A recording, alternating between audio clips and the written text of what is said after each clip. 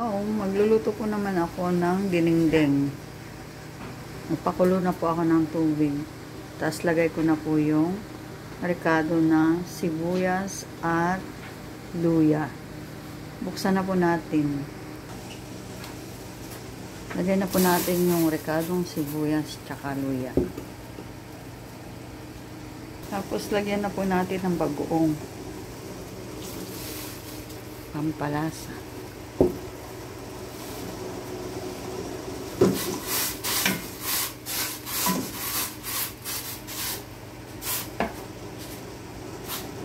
Tapos lagyan din po natin ng betchin.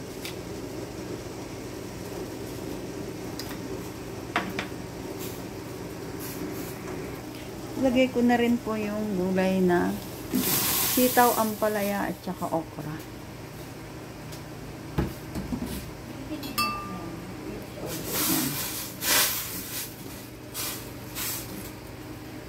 Tapos takpan po ulit natin para madaling maluto.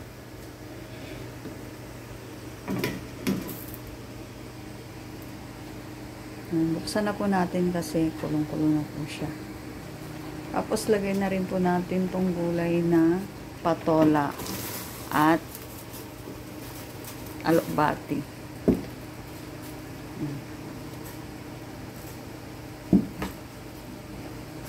Tapos lagay na rin po natin yung sahog ng pritong bangus. Ayan.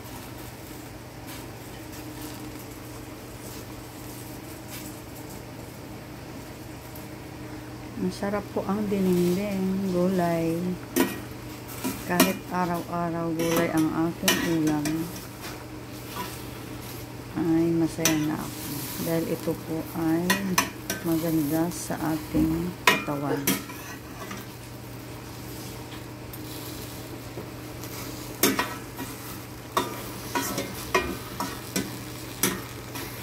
Tapos takpan po ulit natin.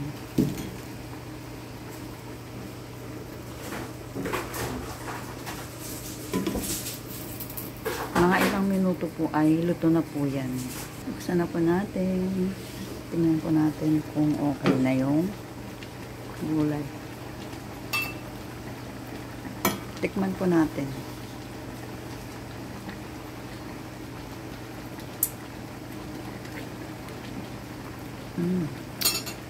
Ang sarap. Tama lang po yung lasa. Ayan, kain na po tayo mga kamadam ka, sir. Ito na po ang aking dinengdeng. Sitaw, alokbati, patola, ampalaya at okra. With pritong bangus. Ayan. Kain na po tayo. Thank you for watching. Bye-bye.